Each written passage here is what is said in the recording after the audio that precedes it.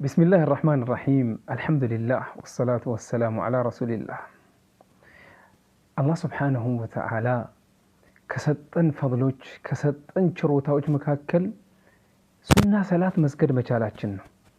በዚህ በመንሰግደው ሱና ሰላት አላህ Subhanahu Wa Ta'ala እጅግ ከፍ ያደረገን ይላል ደረጃችንን። ከነዚህ መካከል ሱነን الراتبة ራቲባ የሚባሉት ሱናዎች ናቸው። እኛ በተለምዶ ቀብልያና ባዕድያ የምንላቸው ነው። ፈضላቸው እጅግ በጣም አስገራሚ ፈضል ነው። ያ አላህ ከሚያገኙት አርገን ያ አላህ ያ ሐዩ ያ ቀዩም ያ ذل الجلال والإكرام عن أم حبيبة زوج النبي رضي الله عنها أم حبيبة يا نبينا صلى الله عليه وسلم بالتبيت باوروا لنا حديث نبينا صلى الله عليه وسلم من قالوا من صلى 12 ركعة في يوم وليلة بني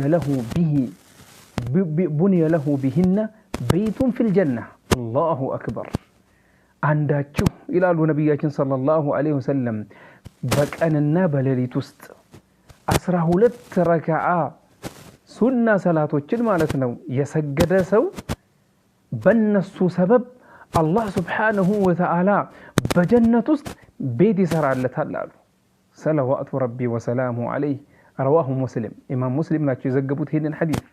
እናም ኢብኑ ዑሰይሚን ረህመቱላሂ ዐለይሂ ስለዚህ ሐዲስ ተጠይቀው ሁሌ የግዴታ መስገድ አለበት ወይንስ አንድ ቀን ከሰገደ አንድ ቤት ይሰራለታል፣ ሁለት ቀን ከሰገደ ሁለት ቤት ይሰራለታል፣ ሶስት ቀን ከሰገደ ሶስት ቤት፣ 10 ቀን ከሰገደ 10 ቤት? ምን ብለዋ ረህመቱላሂ ዐለይሂ ሐዲሱ እንደሚያመላክተው አሉ በፈታዋ ኑር አልደርብ ውስጥ ምን አሉ ረህመቱላሂ ዐለይሂ ሐዲሱ የሚያመላክተው አንድ ቀን ከሰገደ አንድ ቤት እንደሚሰራለት እየጨመረ በሄደ ቁጥር እንደዛው እንደሚጨመርለት ነው። ያ አላህ ረህመትህ እንዴት ሰፊ ነው። ያ አላህ እንዴት ደስ የሚል ነገር ነው።